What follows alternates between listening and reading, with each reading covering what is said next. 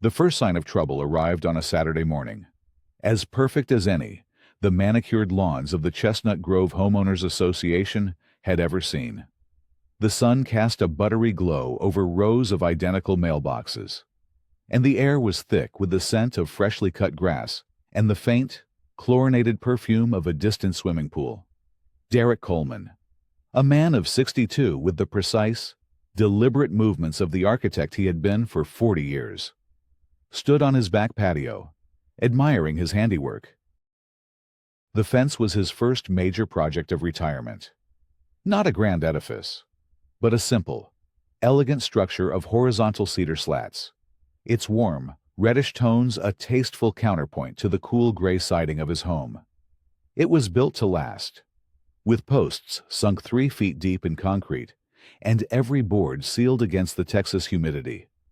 More importantly, it was built entirely within the boundaries of his private lot, a fact he had confirmed with the property survey he'd received upon closing a year ago. It was a good fence, an honest fence. He was tracing the clean line of a top rail with his finger when he heard the clipped, authoritative sound of footsteps on the gravel path that ran along the edge of his property. He looked up to see 2 figures approaching. The first was Brenda Wallace, president of the Chestnut Grove HOA Board of Directors. She was a woman who moved with the unshakable certainty of someone who had never had a decision questioned. Beside her, a step behind, was Tom Peterman from the Architectural Control Committee, a man whose primary qualification for the role seemed to be his ability to look perpetually disappointed. Brenda held a clipboard like a scepter. Tom clutched a measuring tape like a weapon. "Good morning." "Derek," Brenda said.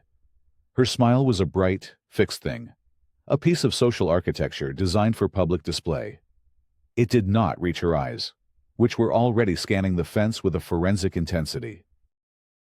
"Brenda." "Tom." "Beautiful day," Derek replied, his own smile genuine but cautious. He'd met Brenda at a few community events.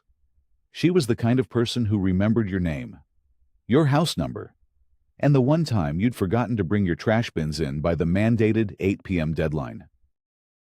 "It is," Brenda agreed, her gaze stopping on the rearmost post of his new fence. "We're just doing our routine weekend walkthrough. Noticed you've been busy." She gestured with the clipboard. "This is new." "Just finished it Thursday," Derek said with a touch of pride. "Cedar. Should hold up nicely." "I'm sure it will," Brenda said, her tone shifting from pleasantry to procedure. "Tom, would you—" Tom sprang into action, unfurling his measuring tape with a metallic rasp. He walked to the corner of Derek's lot, squinted, and then measured from the almost invisible surveyor's pin in the ground to the base of the fence post. Derek watched, a knot of confusion tightening in his stomach. He knew, with the certainty of a man who had read blueprints his entire life, that the post was a good 6 inches inside his property line. Tom clicked the tape measure shut. 3 feet. "Brenda, it extends a full 3 feet into the designated corridor." Brenda made a meticulous note on her clipboard. "Thank you." "Tom." She turned back to Derek, her smile replaced by an expression of grave, practiced concern. "Derek, according to my measurements, that rear post is a full 3 feet inside the designated view corridor." Derek's brow furrowed. "View corridor, Brenda. I believe you'll find my property survey shows there is no legal view corridor on this lot. This fence is entirely on my private property." He said it calmly, a statement of fact from one reasonable person to another. Brenda's expression didn't waver. "I'm not disputing your property line, Derek. I'm referring to the common area view corridor, as protected under the covenants, conditions, and restrictions, specifically Section 8, Subsection 4, Paragraph 2. She recited the numbers as if they were scripture. That section preserves the aesthetic harmony and unobstructed sightlines of our shared green spaces. Her voice was perfectly level, but the performance was for the benefit of the neighbors. Mrs. Gable across the street had paused her gardening, her trowel frozen mid-scoop. 2 houses down, Mr. Henderson was pretending to inspect his sprinkler heads, his attention clearly fixed on Derek's yard. Derek felt a hot flush of humiliation creep up his neck. He was being publicly corrected, like a schoolboy. "Brenda, I'm not sure I understand," he said, keeping his voice even. "The green space behind my lot is just an undeveloped patch of shrubs. What view is being obstructed?" "It's not about what the view is. It's about the principle of the corridor itself," she said, the condescension in her voice as sharp as a paper cut. "The rules are in place for the benefit of the entire community. They ensure that no single homeowner's actions negatively impact the property values of their neighbors." She tapped her clipboard. "We'll have to document this." "Of course, but I'm sure we can resolve it amicably." The threat was veiled in polite bureaucracy, but it was a threat nonetheless. Derek, a man who had managed multi-million-dollar construction projects and negotiated with hardened union foremen, found himself at a loss.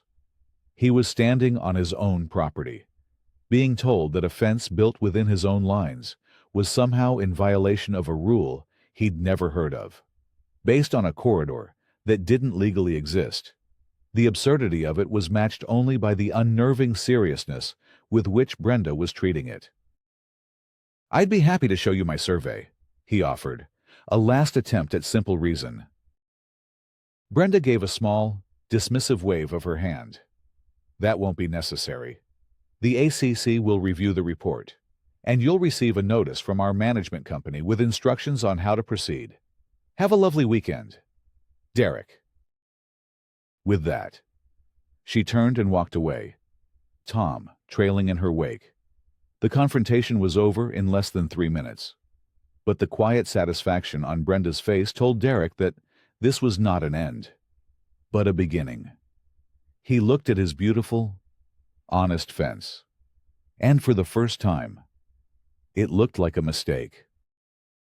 A few days later, the scent of antiseptic and old paper clung to the air in Derek's home office.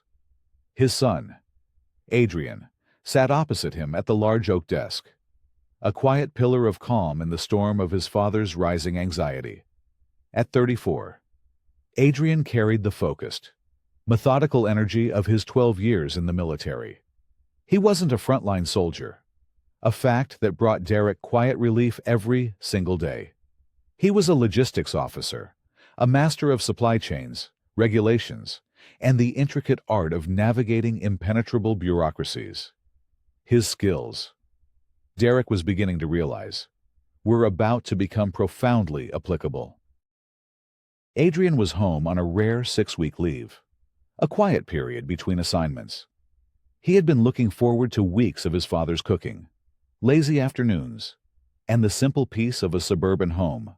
Instead, he found himself analyzing a potential domestic insurgency. "So, she just showed up with a tape measure and a vague reference to the rulebook?" Adrian asked. His fingers steepled. "And Tom Peterman," Derek added, rubbing his temples. The stress had already begun to manifest as a dull, persistent headache. "She's the president. Adrian. She acts like she's the queen of this little fiefdom. I just thought it was a misunderstanding. A simple mistake that a conversation could fix." "Mistakes don't quote bylaws by section number," Adrian observed. "People who plan to use those bylaws as a weapon do." On the desk between them lay a stack of documents. At the top was the official copy of the Chestnut Grove CC&Rs, a binder thick enough to stop a door. Next to it was the file from Derek's closing, containing his deed and, crucially, the property survey map, its crisp lines and legal descriptions a bulwark of empirical fact. Derek had found the file that morning after a brief, heart-stopping panic when he couldn't immediately locate it. He remembered what he'd told Adrian when he first moved in. tapping the folder with satisfaction. Always keep a hard copy of your lines. Digital is convenient, but paper is proof. Now, that proof felt less like a shield and more like the first piece of evidence in a trial he didn't want. He opened the CC&R's binder, its pages stiff and new. He had, in fact, read the whole thing upon moving in, a testament to his meticulous nature. He'd even highlighted a few passages.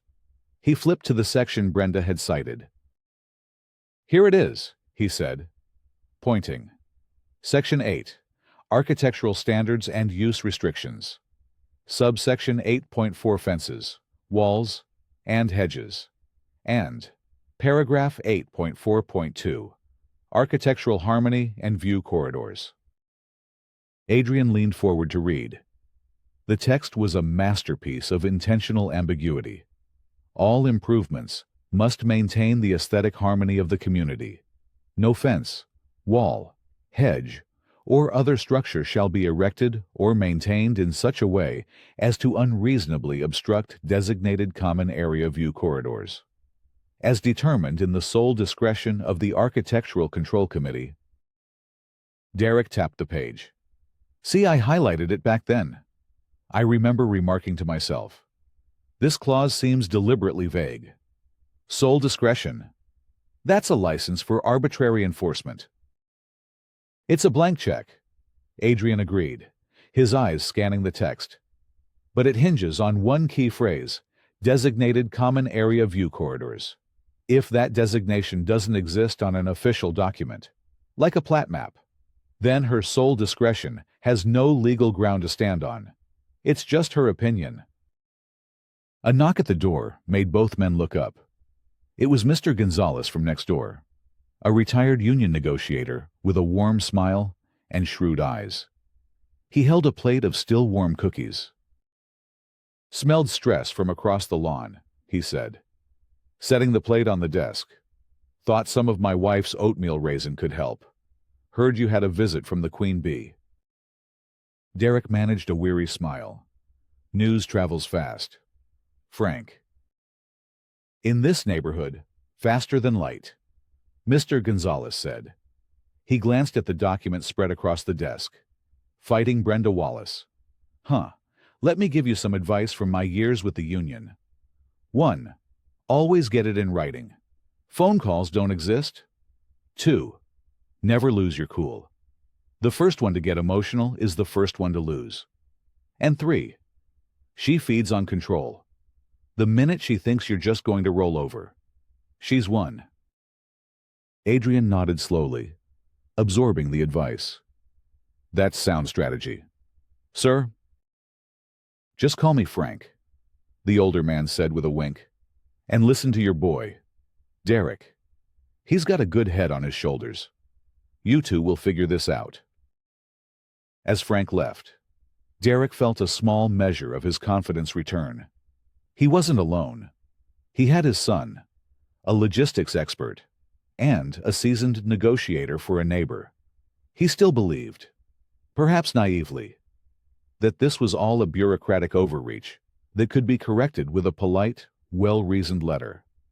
He had yet to understand that reason was not the language Brenda Wallace spoke. The first official salvo arrived the following Tuesday, not as a letter, but as an email. It came from a sterile, no-reply address belonging to Prestige Community Management, the third-party company hired by the board to handle the day-to-day operations of the HOA.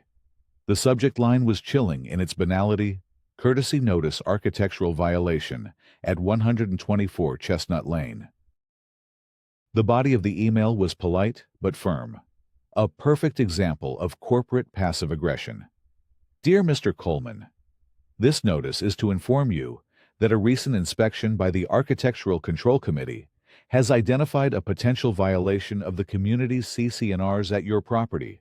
Specifically, the new fence structure appears to encroach upon a designated common area view corridor, per Fregler 8.4.2. It went on to request that Derek remedy the situation within 14 days to avoid further action. There was no mention of a fine, No overt threat. It was designed to look like a helpful reminder. A potential violation. Adrian read over his father's shoulder. They're being careful with their language. This is the soft opening. They want you to panic and comply without a fight. Following Mr. Gonzalez's advice, Derek, with Adrian's help, drafted a reply. It was a model of respectful firmness. They attached a high-resolution scan of his property survey, with the lot lines clearly highlighted. They quoted the relevant section of the CC&Rs and politely pointed out that the term Designated Common Area View Corridor did not appear on the official plat map for their section of the development, a copy of which was on file with the county.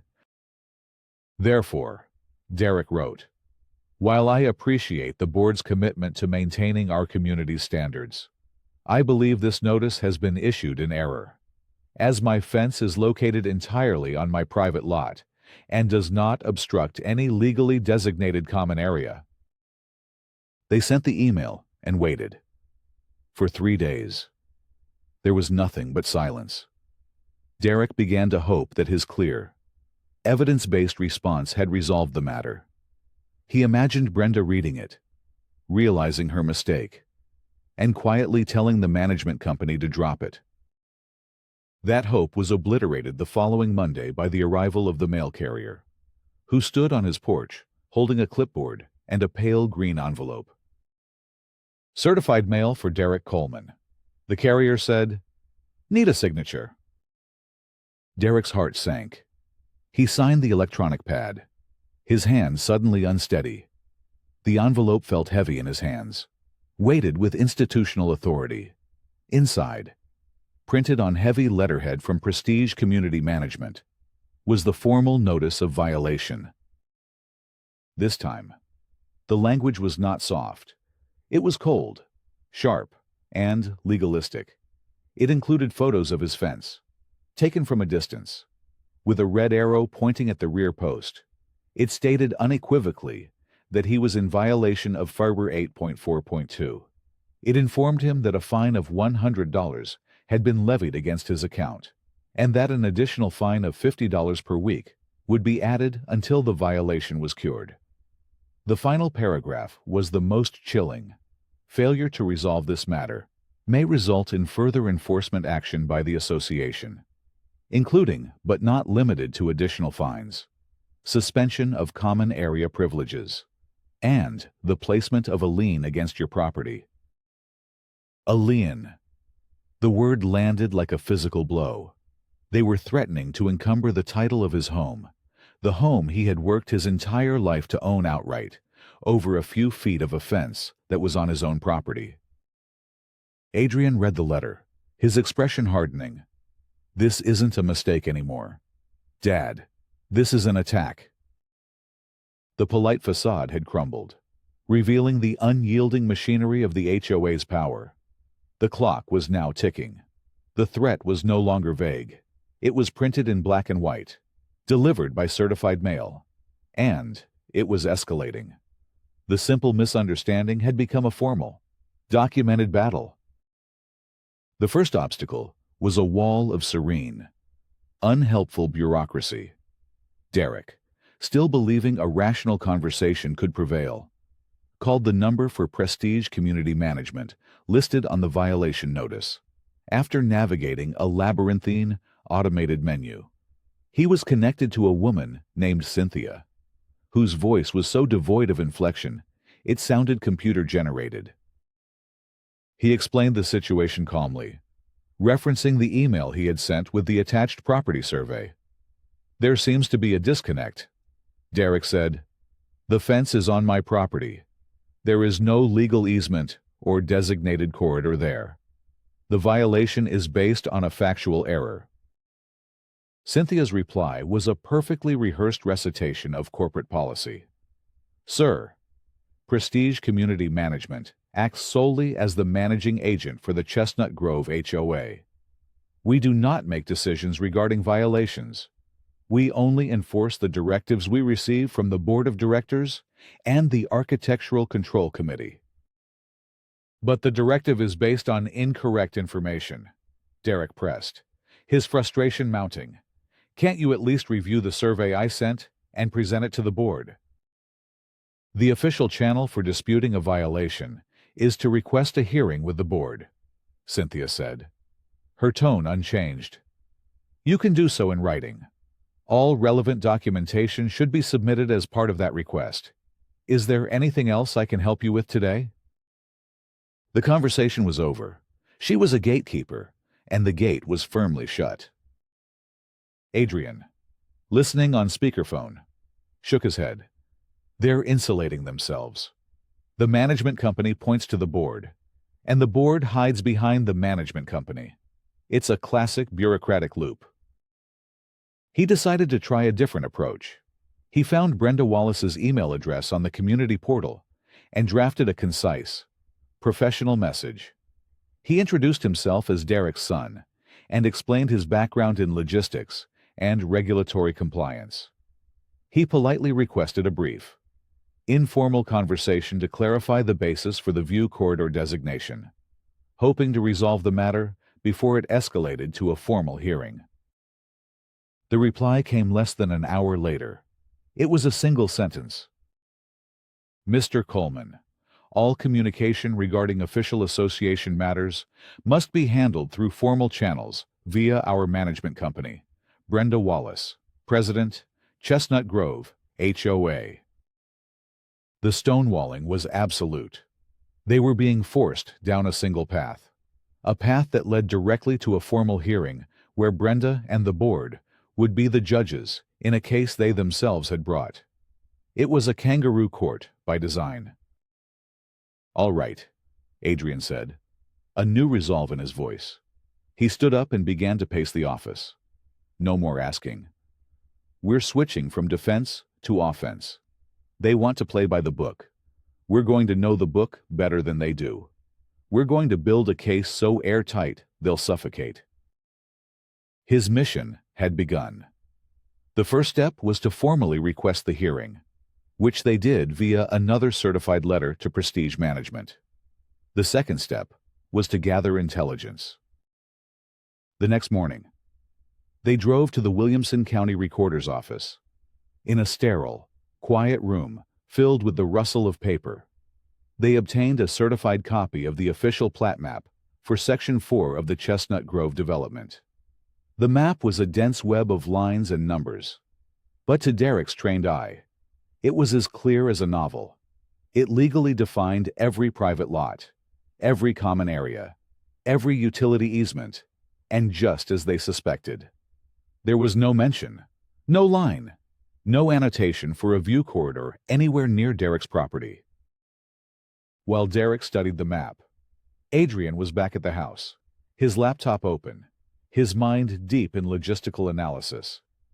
He had logged into the HOA's public web portal and begun the tedious process of downloading every set of monthly board meeting minutes for the past 5 years. As he worked, he created a spreadsheet, a digital weapon of his own design. He cross-referenced every address cited for an ACC violation with the county's property records. A pattern began to emerge. Violations for unkempt lawns or unapproved paint colors were common. But fence violations, there had only been 3 in the past 2 years, all in the same section of the neighborhood, their section, and all had been initiated by Brenda. Then he found it.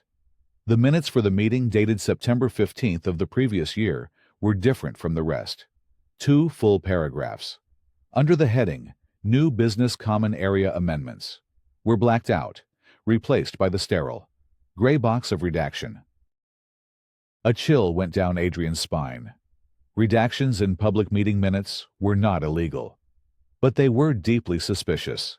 They were used to protect sensitive legal or financial information, not to hide routine policy discussions. What had the board discussed on September 15th that they didn't want the homeowners to see?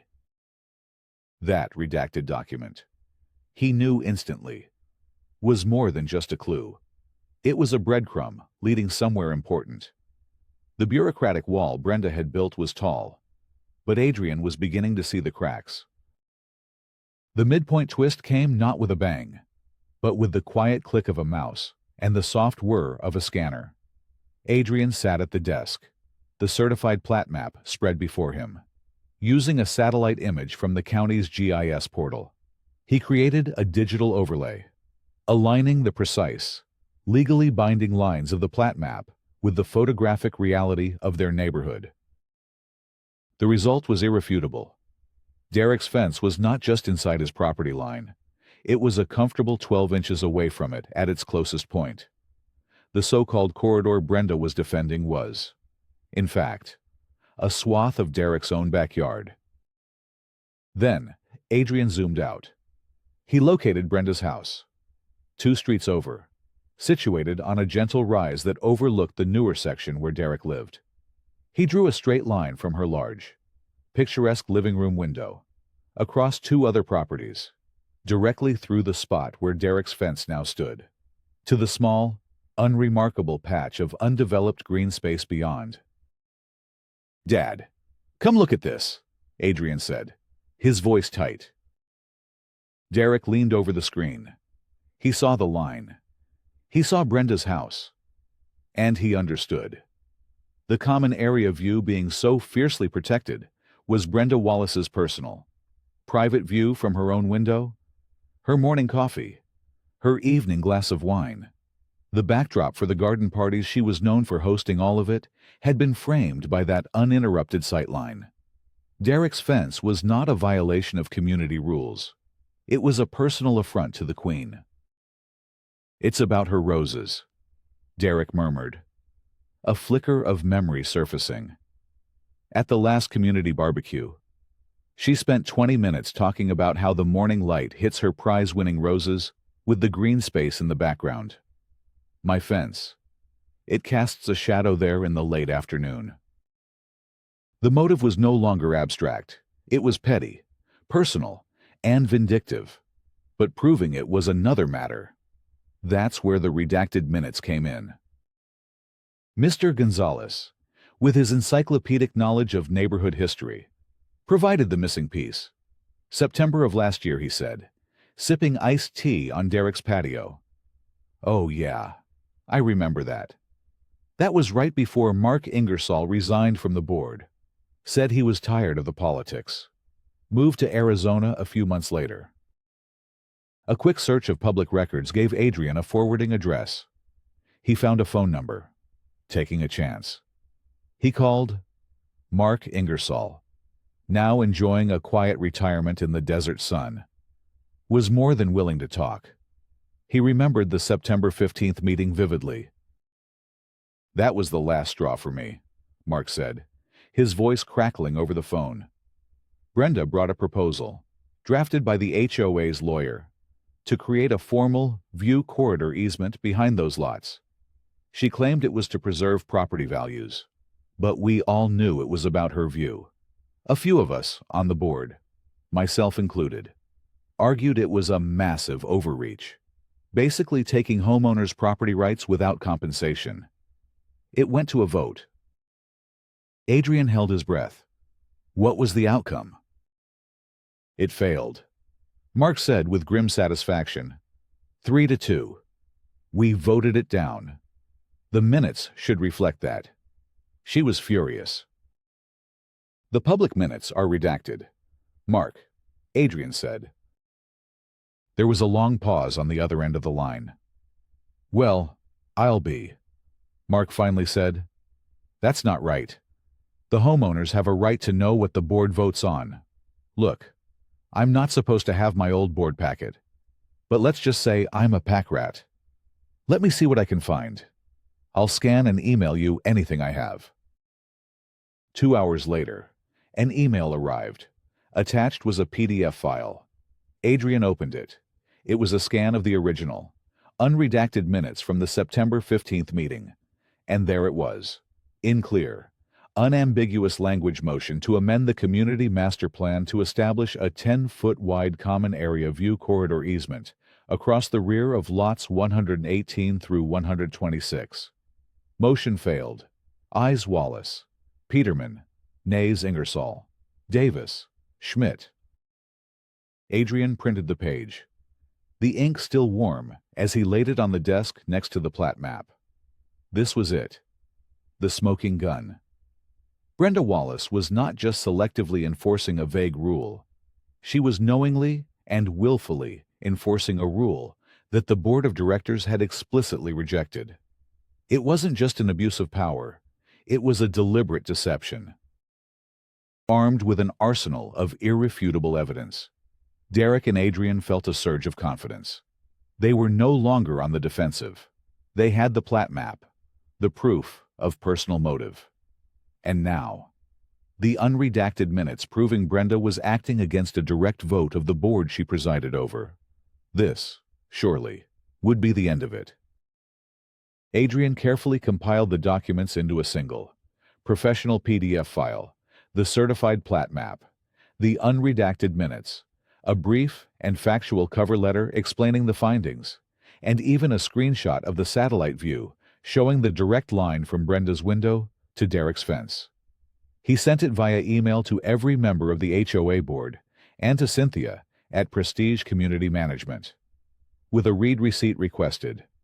The subject line was simple: RE violation notice at 124 Chestnut Lane. Request for immediate dismissal. They expected a swift, perhaps grudging, reply dropping the violation. They imagined Brenda, caught red-handed, would have no choice but to retreat. They were wrong. For 2 days. Silence. The read receipts pinged one by one, confirming the email had been opened by all 5 board members. Then, on the 3rd day, another certified letter arrived.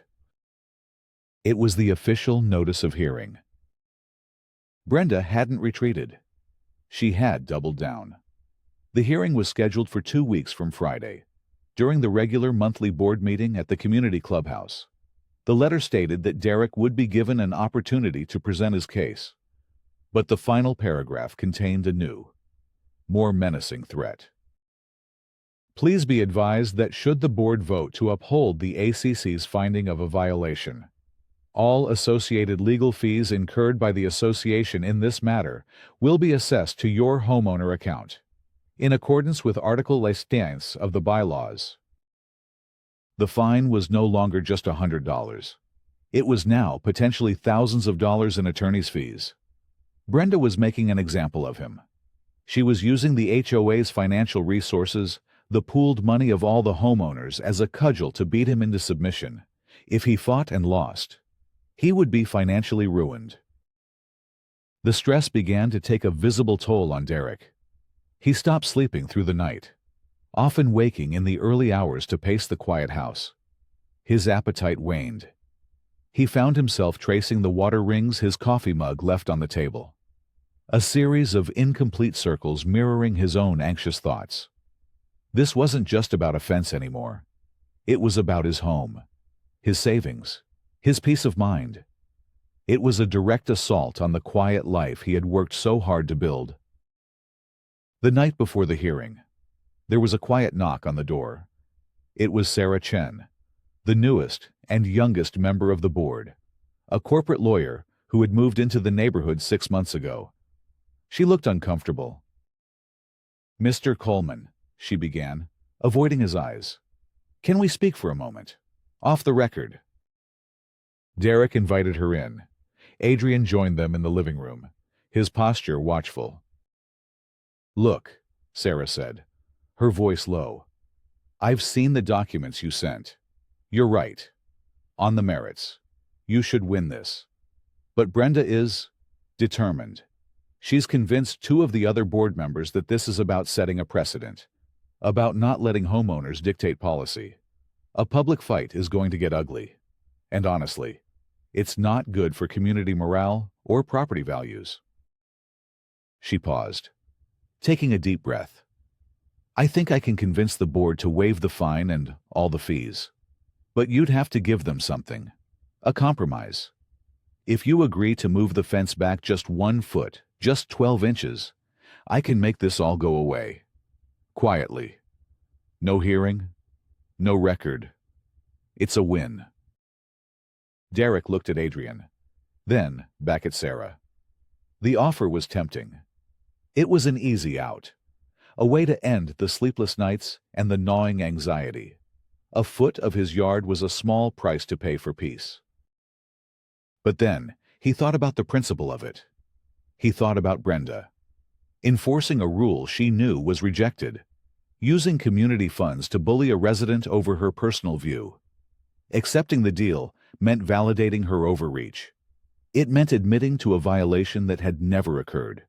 It meant that the next time she decided she didn't like someone's birdbath or garden gnome, she could do this all over again to someone else. He met Sarah's gaze, his own eyes clear and steady for the first time in weeks. "Thank you for the offer, Ms. Chen," he said, his voice imbued with a quiet strength he hadn't felt since this began. "It's a generous one. But my fence is on my property. I have not violated any legitimate rule. To move it would be to admit fault where there is none. We'll see you at the hearing tomorrow." Sarah looked surprised. Then a flicker of respect crossed her face. She nodded once. "All right, Mr. Coleman. I understand." When she was gone, Adrian looked at his father. "You know what this means. She's going to come at you with everything tomorrow." "I know," Derek said, standing a little taller. "Let her." He had made his choice. He would not trade his integrity for an easy peace. This was no longer just his fight. It was a fight for the entire community. The community clubhouse buzzed with the low murmur of anticipation. The monthly HOA board meeting was usually a sparsely attended affair, a dry recitation of budgets and landscaping contracts. Tonight, it was standing room only. Word of the fence fight had spread through the neighborhood like wildfire. It was David versus Goliath, and everyone had come to see the show. At the front of the room, a long folding table was draped in a forest green cloth. Brenda Wallace sat at its center, the very picture of calm authority. She was flanked by the other 4 board members, 2 older men who seemed to be permanent fixtures of her administration. A frazzled-looking woman who chaired the social committee, and Sarah Chen, who sat with her hands folded neatly on a legal pad, her expression unreadable. Derek and Adrian sat in the front row. On the small table before them was a single, neatly bound folder containing their evidence pack. Adrian had organized the documents into 3 neat piles, each labeled with a small, yellow sticky note: evidence, correspondence, precedent. He had also brought a small projector, already connected to his laptop. Brenda banged a small gavel. This meeting of the Chestnut Grove HOA Board of Directors is now in session. After rushing through the procedural boilerplate, she arrived at the main event. The next item on the agenda is the hearing for the notice of violation issued to the property at 124 Chestnut Lane. Mr. Coleman, please approach the podium. Derek's heart hammered against his ribs, but he walked to the front of the room with a steady gait, placing his folder on the wooden lectern. On the table in front of him, next to a pitcher of water, was a small, black digital kitchen timer. Brenda's voice was cool and dispassionate. "Mr. Coleman, you have 5 minutes to address the board regarding the violation. We will hold all questions until you have concluded your remarks." "Your time," she said, pressing a button on the timer, "begins now." The timer flashed to life 500. The numbers began to descend. 4:59, 4:58. Derek took a deep breath, looked out at the faces of his neighbors, and began. "Good evening, members of the board, and my fellow neighbors," he started, his voice clearer than he'd expected. "My name is Derek Coleman, and I live at 124 Chestnut Lane. I am here tonight to appeal a violation notice regarding a fence I recently constructed on my property. The association claims this fence violates CC&R Section 8.4.2 by encroaching on a common area view corridor. I am here to present evidence that no such violation has occurred. Adrian clicked a button, and the projector whirred to life. The first image on the screen behind the board was a high-resolution scan of the certified letter from Prestige Management. "This is the notice I received," Derek said. "It is predicated on the existence of a designated view corridor."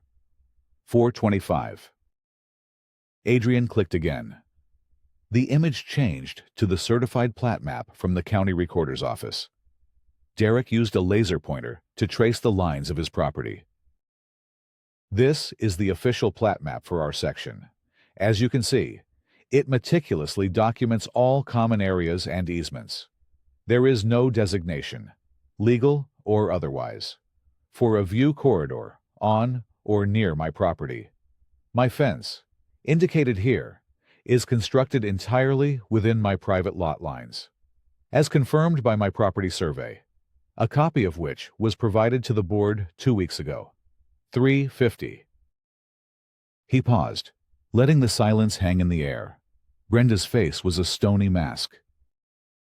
The term view corridor in the CC&Rs is, by design, vague. Derek continued, "It grants the ACC sole discretion. However, that discretion cannot be exercised in an arbitrary or capricious manner. It must be applied consistently and fairly." Adrian clicked again. A spreadsheet appeared on the screen. It listed every ACC violation for the past 2 years. My son, using the public records on the HOA portal, compiled a list of all recent violations. As you can see, there have been over 50 citations for things like lawn maintenance and trash bins.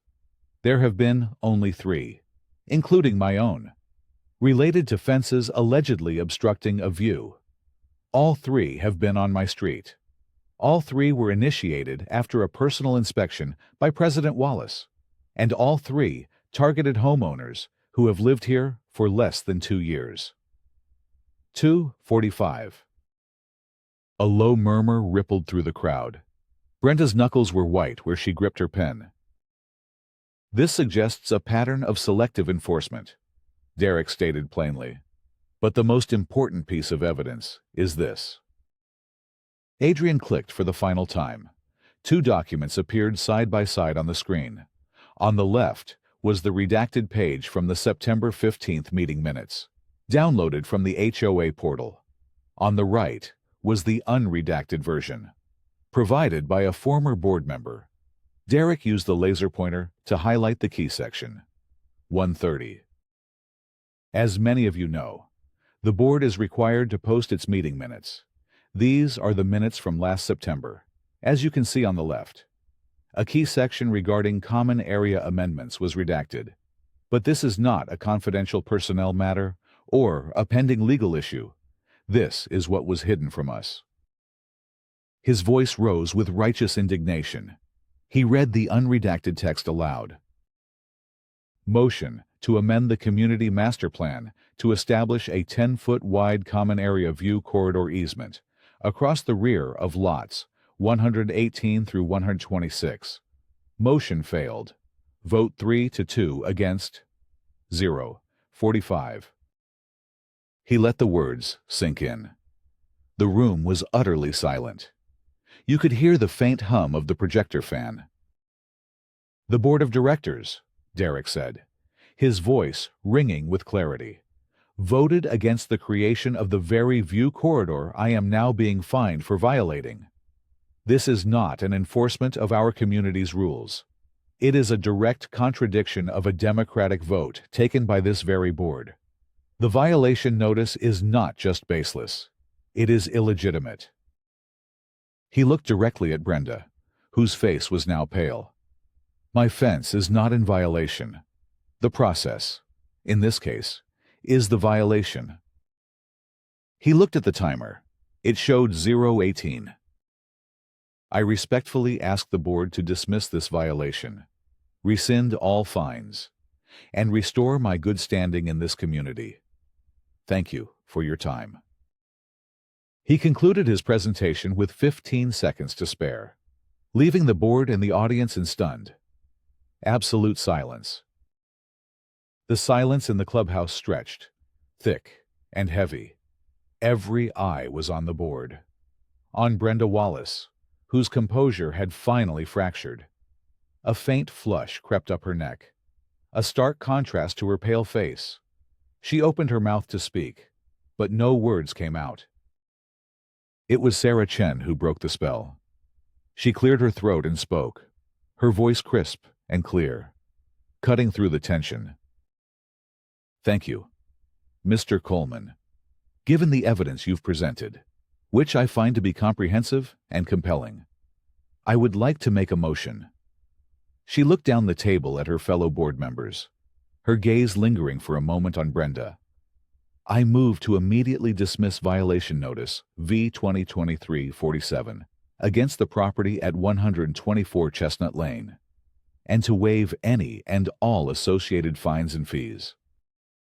"Second," called out one of the other board members, a man named Dave Schmidt, who had been on the losing side of the easement vote.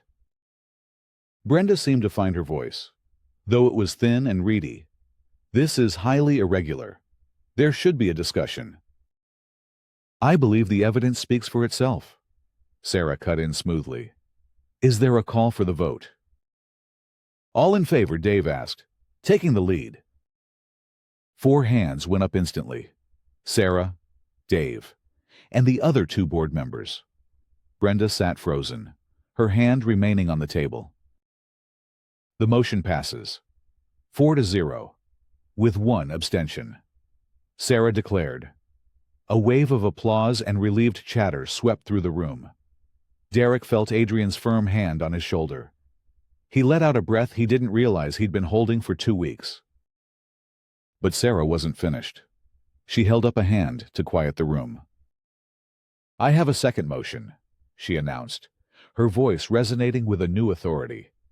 "The evidence presented tonight raises serious questions about the procedures and potential biases within the Architectural Control Committee. Transparency and accountability are paramount to the health of our community." She looked directly at the homeowners gathered in the room. "Therefore, I move that this board immediately commission an independent, third-party auditing firm to conduct a comprehensive review of all Architectural Control Committee decisions, enforcement actions, and associated vendor contracts for the past 24 months. The full, unredacted report will be made available to all homeowners upon its completion." Second came the immediate reply from the same board member. This time, the room erupted. It was more than just a victory for Derek. It was a revolution. The homeowners were cheering, clapping, some even standing. They had witnessed not just the exoneration of a neighbor, but a fundamental shift in power. Brenda sat stunned, a silent, defeated monarch watching her castle crumble. The vote was called.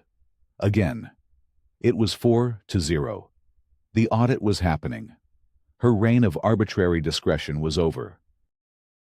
As the meeting chaotically adjourned, neighbors surrounded Derek and Adrian, shaking their hands, clapping them on the back. Mr. Gonzalez beamed. "I knew you had it in you." "Derek, you didn't just win, you rewrote the whole playbook." The falling action was swift and decisive. The victory was total. In the weeks that followed, the audit proceeded with quiet efficiency. Brenda Wallace was formally censured by a unanimous vote of the board and removed as president and as chair of the ACC. A week later, she submitted her resignation from the board entirely, citing personal reasons. A formal letter of apology, drafted by Sarah Chen and signed by the remaining board members, was sent to Derek and posted publicly on the community portal. The fence at 124 Chestnut Lane became an unlikely symbol of principle and resilience. But there was one final, quiet surprise. Adrian. His curiosity piqued by Sarah's mention of vendor contracts in her motion. Had a lingering hunch, during his research, he'd noticed that in the two other fence disputes, the homeowners, having lost their appeals, had been strongly encouraged by the ACC to use a specific company, Evergreen Landscaping and Fencing, to remedy the violations. On a quiet afternoon, using public business registration databases, Adrian did a little digging. It took him less than 20 minutes to find what he was looking for. The registered owner and sole proprietor of Evergreen Landscaping and Fencing was a man named Gary Peterson. A quick cross-reference with public social media profiles revealed that Gary Peterson was Brenda Wallace's brother-in-law. It was never about the view. Not entirely. It was about control, status, and a little bit of graft on the side, funneling no-bid contracts to a family member. He showed his findings to his father. Derek looked at the screen, not with anger, but with a kind of weary sadness. He could have taken this new information to the board, pushed for more severe repercussions, perhaps even legal action. But he chose a different path. His personal victory had already been won. Now, he wanted to turn it into a lasting, positive change for the community that had stood behind him, working with Sarah Chen, now the interim board president. He helped draft a new bylaw. It became known colloquially as the Coleman Rule. It was simple, transparent, and fair. Any association vendor contract for non-emergency services exceeding $500 would require a minimum of 3 competing bids from unrelated companies. Furthermore, any familial or financial relationship between a board member and a potential vendor had to be disclosed publicly in the meeting minutes before any vote. The bylaw passed unanimously at the next board meeting. Derek's fight, born of one man's integrity and his son's strategic mind, had concluded not with punishment, but with prevention. It ensured that the quiet tyranny of a clipboard and a vague rule could never again hold the community hostage. On Adrian's last day of leave, he and Derek stood on the back patio, admiring the fence. It stood straight and true, bathed in the warm light of the setting sun. It was no longer a symbol of conflict, but a monument to quiet courage. "You know," Derek said, a peaceful smile on his face, "I think I'm going to like it here." Adrian smiled back. The mission was, finally, complete.